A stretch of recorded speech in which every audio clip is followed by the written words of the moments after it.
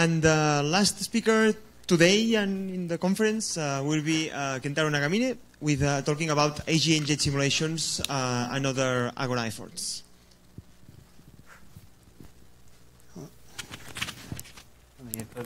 Yeah.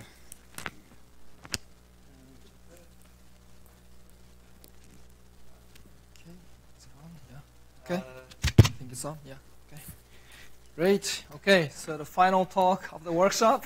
Thank you all for sticking out. And I'd like to thank the organizers, and great to be back here. I've been participating in this AGORA collaboration for over 10 years since its beginning. And really nice to see all these papers ready to come out finally after decades of efforts. Okay, so I will try to give you some updates on this AGORA AGN jet simulations and some related efforts. So far, it's mostly ENSO versus gadget comparison, but we hope it'll invite more people to join us in the future. I'm Ken Nagamine from Osaka University. And this talk really should be given by BK, actually, who is sitting somewhere, because he's actually leading this effort as a young postdoc who's active in research. And then also Ji-Hoon Kim is helping us a lot. And then Abed is actually our PhD student at Osaka. So let me try to give you some update. It's more like a progress report rather than a coherent scientific talk, so bear with me, kind of randomness. But I thought I'd start with this plot over here that summarizes how much variety we see here in this result of this M black hole versus M star relationship. And here, different codes like illustrious PNG simulation, Horizon AGN, Eagle, Simba, all the results we have in this workshop. Top row here, redshift 4, redshift 2, and redshift 0. And on the bottom right, you see this observed scatter plot of this relationship. And then this black contour encloses the current observed data set. So you see different codes have different distribution of these points. Some codes actually overpredict this low mass end at high redshift. Some codes completely absent in some parameter space. So all these variations still exist. And here's one example from a Japanese group, which I was part of, in this Yajima 22 paper. The initial seed was a lower mass seed of 10 to the 5 solar mass. So initially, only the galaxy grew, and at some point, you collect enough gas, and then rapidly grows, and then saturates at some point when the jet feedback kicks in. So all this, of course, comes from these variations of the AGN feedback models. And here I gave one example from the illustrious TNG using a repo code. Usually people take this two-mode AGN feedback model, starting from this Bondi accretion rate, limited by the Eddington rate, this here. And then depending on this Eddington ratio value, if it's above the threshold, high value, then you go to this thermal, so-called quasar-mode feedback, usually a spherical dumping of the energy. And then if the Eddington ratio is low, then you go to this so-called kinetic jet radio mode of the feedback. Sometimes people call it maintenance mode because you dump the energy slowly. And then weaker conflict into low density environment is sometimes introduced in this original illustrious paper. Extension of these models have also been devised using, for example, the angular momentum of the gas around black hole. So here's an Eagle variation of this using gadget 3. And this particular term over here, by these authors, considers the velocities of the gas around black hole and with a free parameter for the viscosity, trying to capture the effects of the accretion disk. Simba variation, which we heard from Ramil just a while ago, it uses this M dot black hole with this particular component in addition to the standard part with some parameterization. So all of this is trying to capture this gas inflow rate driven by gravitational instability from galactic to the accretion disk scale within a few kiloparsec. But what about on the very smallest scale that the cosmological simulation cannot resolve? Right? So we can try to do both large-scale simulations and also at the same time, we want to focus on the smaller scales where we can do better calculation. So some people have invested efforts in that direction. So you see here, for example, the Bourne-Sijaki 17 paper using a repo, trying to simulate this individual jets, trying to resolve this inner part of the environment near the black hole better. Okay. Here's another example using Pluto code. It's a relativistic jet ISM interaction simulation, where they populated this environment with the turbulent ISM media and then see how they interact. Here's another example using Athena code, Martizzi 19, with 200 pulse resolution, resolving this large-scale jet. And then more recently, this Haskell and Lacey group have published a few papers resolving this very nice jets using the Swift SPH code. I'll come back to this later. So a few years ago, at one of the AGORA workshop, we were thinking about additional projects to attack in the future. And then obviously, all the papers that Joel and Clayton talked about only include Cybanoff feedback. And obvious next step is to step into the AGN feedback regime as well. And it's probably unavoidable in the future. So we starting from this very simple isolated galaxy with an AGN. And the goal is to quantify the differences in the implementation and consequences of black hole physics across different codes. It's more difficult than the said. And so we take this isolated galaxy from this initial condition of the AGORA paper 2. We populated, planted a bit of a massive black hole of 10 to the 8 solar mass black hole seed, because the BK wanted to see a stronger impact rather than a weaker feedback effect. And then evolving 500 megayears. And then we started with these 4 different tests. So the simplest test would be to seed the black hole and see how your disk galaxy behaves in response to that. So this is without the black hole accretion or feedback, but just plant the black hole in the center. And then the second step, introduce accretion with Bondi hole accretion, but without the feedback.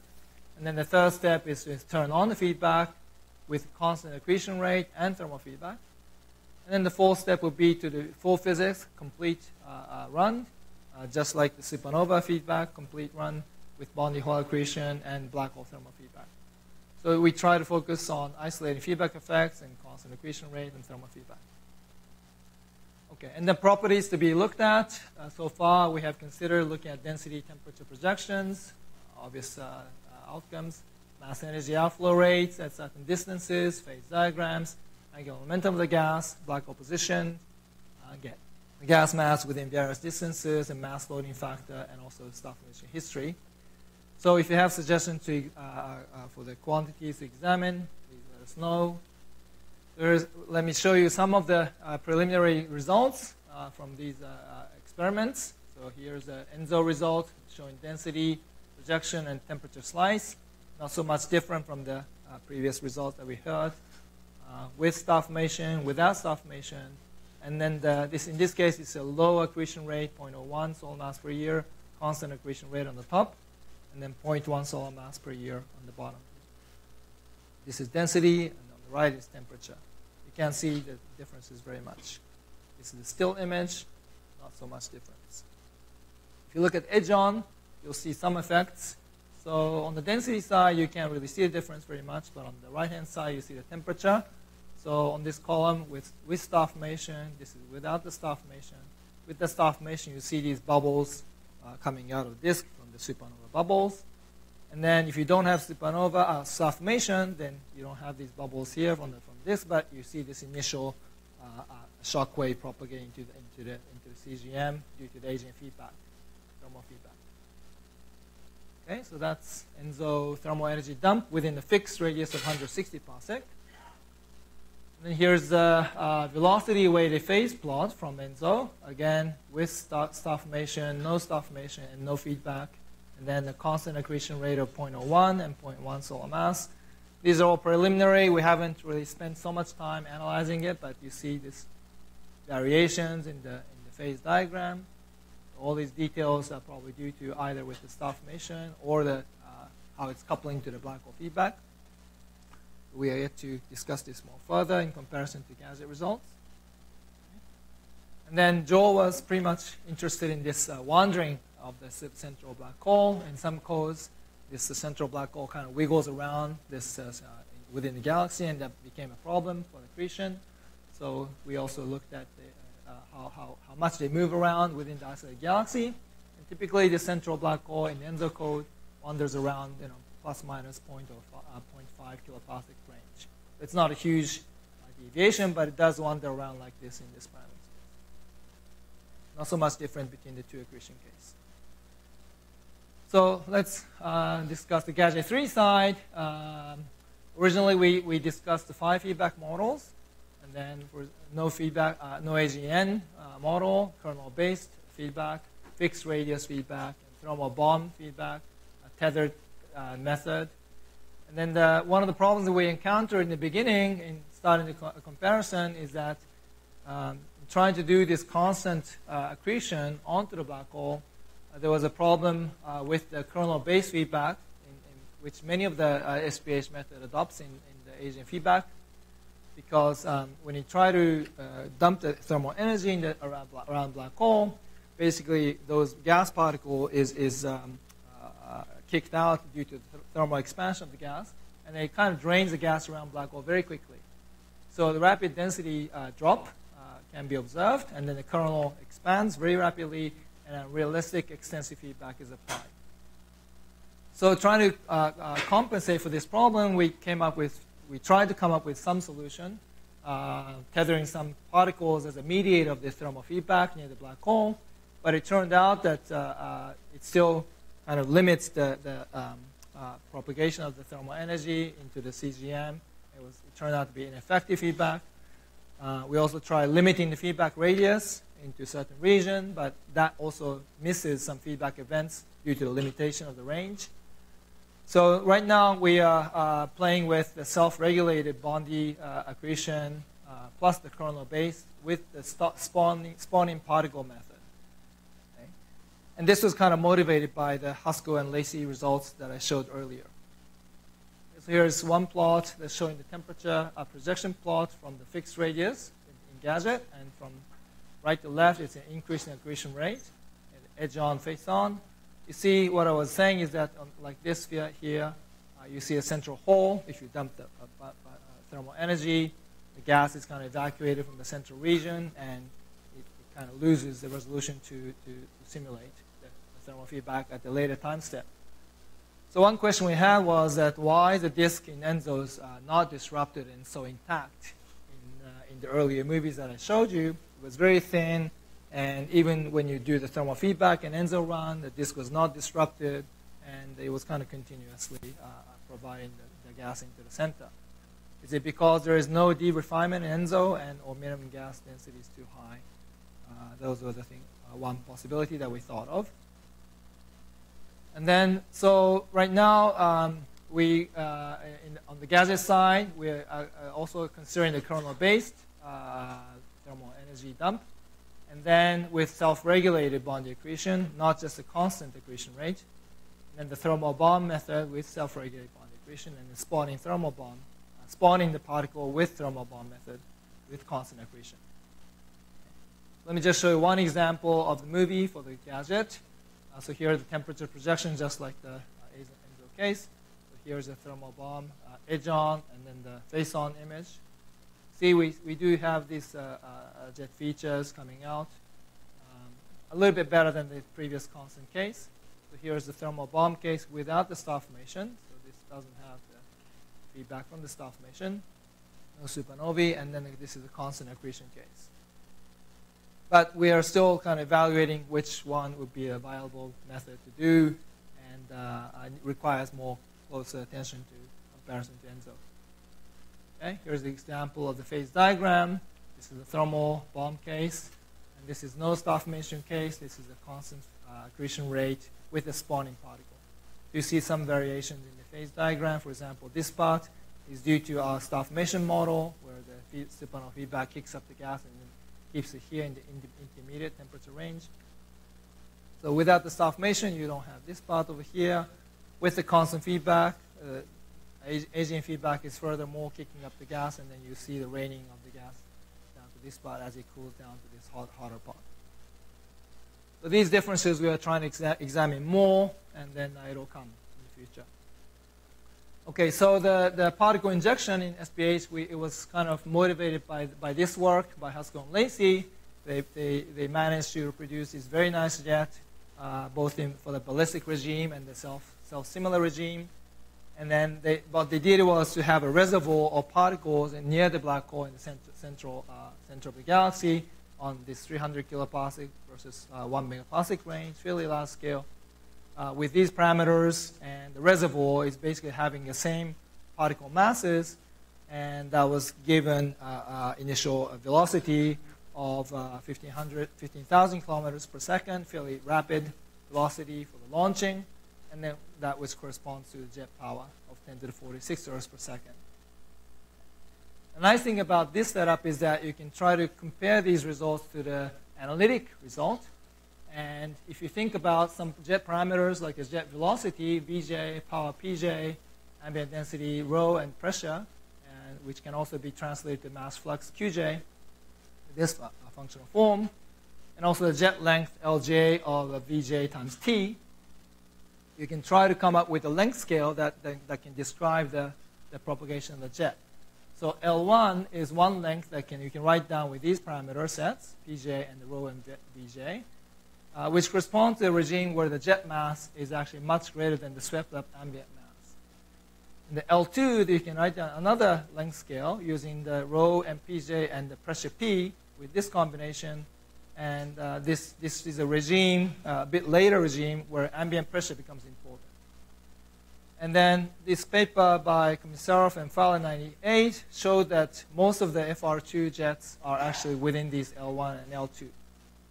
So as the jet propagates from the center to the outskirts, initially Lj is less than L1, but so in that regime, jet actually propagates in a ballistic fashion.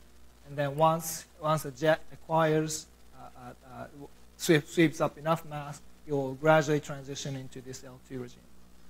So the initial ballistic expansion, and then it forms a strong shock at the top, and then it will slow down. And then later, this was a bit expanded into environment where you can have a density profile.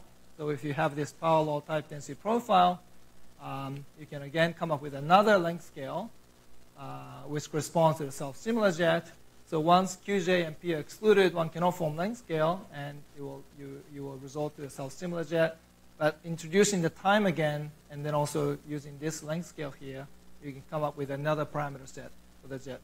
This was from Fowler 91.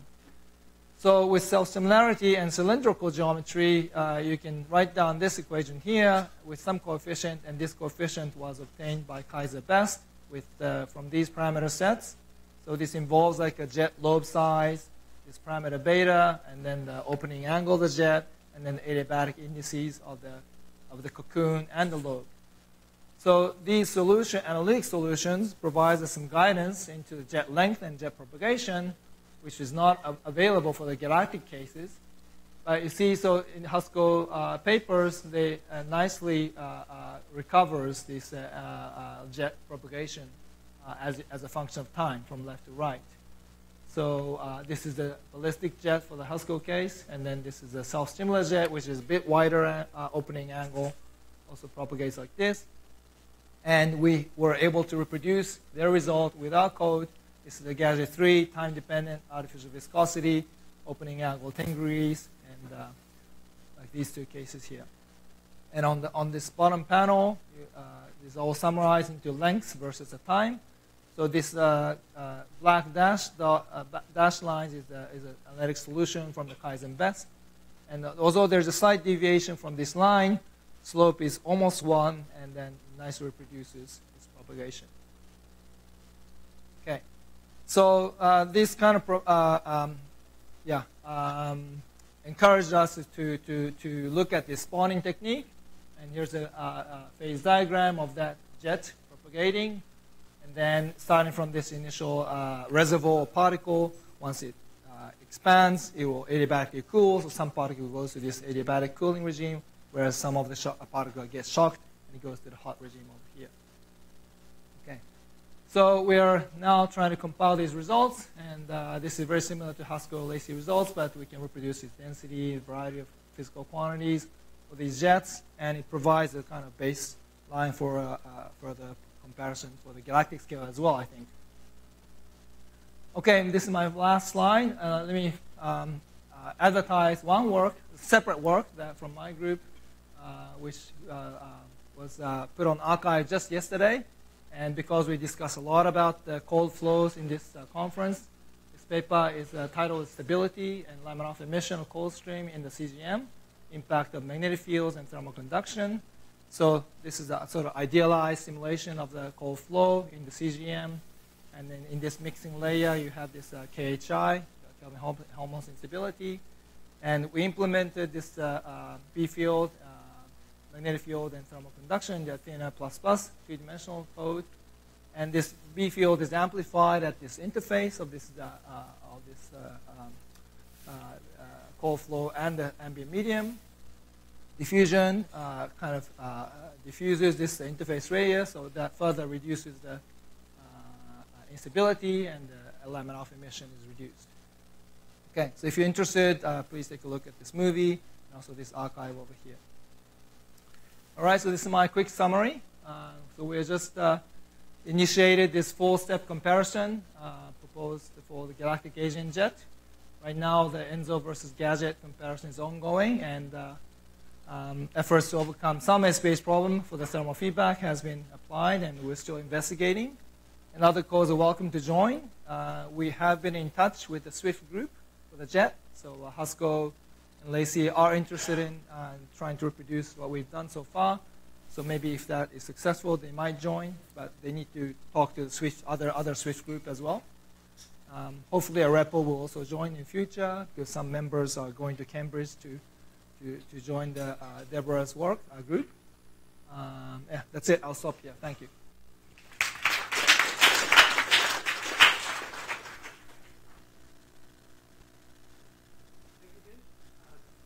More questions? Hi. In one slide, I think you showed that the jet accretion rate goes from Bondi to Eddington. Yeah. So why do you consider the Bondi accretion to be a lower limit? Because if our Milky Way is an example, typical example, then we have almost 3 orders of magnitude low, less accretion onto the black hole than Bondi accretion rate. So why do you think Bondi would be a lower limit for that? Well,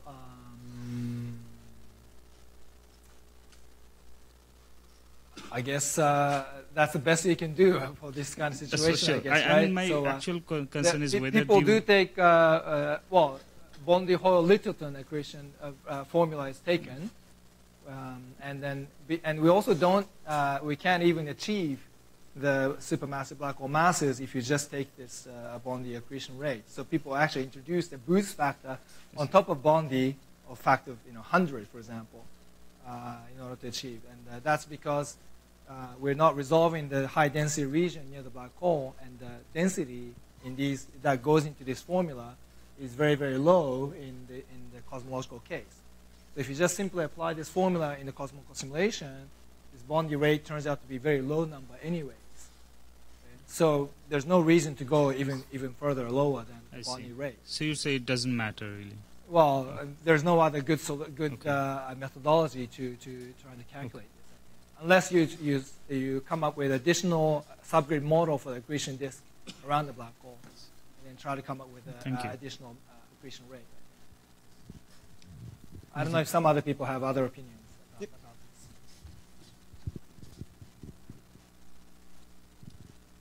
this. Hi, I'm Han Ao. I'm very interested in the last slide that you show. We have also run simulations of these idealized cold streams in the CGM. So you mentioned that you have included both magnetic field and the thermal conduction. So I'm wondering what kind of magnetic field strength that you have, what's the plasma beta? Yeah, we started from 0.3 microgauss and then let it grow, and then it's amplified on the interface by a factor of 5 to 10, and then it does get amplified. And then also so here you see this it lowers the mixing on the surface, so reduces laminar emission a little bit. Okay. My second question is so we make some estimates on like how important is the thermal conductions, and we found that when, at least for the system like in a CGM, whenever the cooling is effective, the thermal conduction is very weak. Yeah. And is that the same conclusion that you found? That is basically true, yes. Okay. The effect is not that strong, but in certain regime it may be important. Okay, thank you.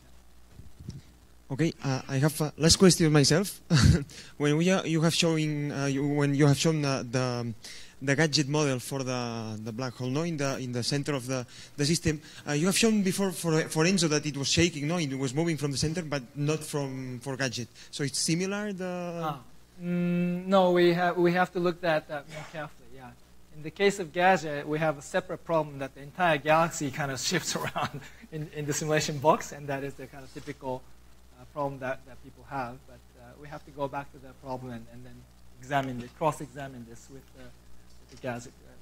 Yeah. Okay, perfect. Thank you. So let's thank again Ken. Okay, thank you.